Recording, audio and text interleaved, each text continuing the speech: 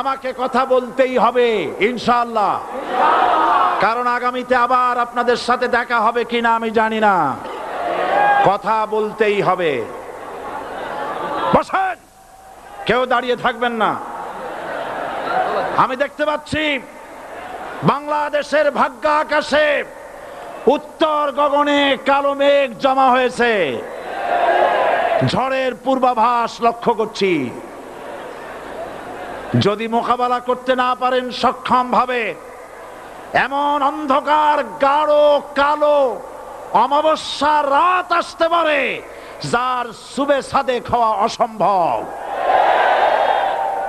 সুতরাং আপনারা কি কাপুরুষের মতো কাফের মুশরিকদের গোলামি করে মরতে চান? বিড়ালের মতো 500 বছর বেঁচে থাকার কোনো লাভ নাই। সিংহের মতো 1 ঘন্টা বাঁচতে চাই। আমাদেরকে বলা হয় সাম্প্রদায়িক উস্কানিমূলক কথা নাকি আমি বলি। পত্রপত্রিকা দিছে না তারা? সাম্প্রদায়িক উস্কানি কথা, সাম্প্রদায়িক উস্কানিমূলক কথা বলি। সেই জন্যই বোধহয় শত শত মুসলিম আমাদের কাছে এসে মুসলমান হয়।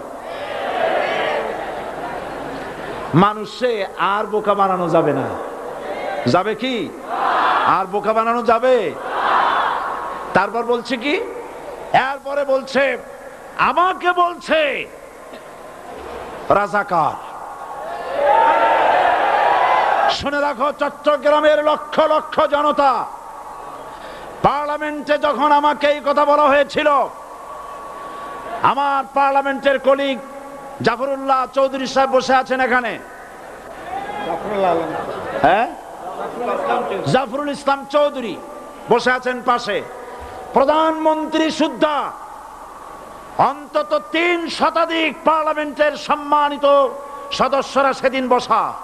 1997 সনের বাজেট বক্তৃতা যখন আমি করতেছিলাম, ডক্টর কুদরতে খোদা, নাম রাখছে কুদরতে খোদা, আসলে গজবে খোদা।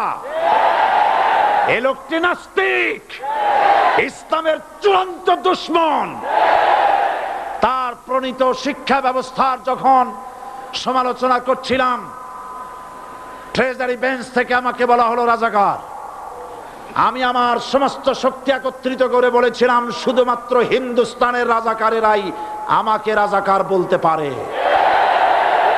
আমি বলেছিলাম 1973 সন পর্যন্ত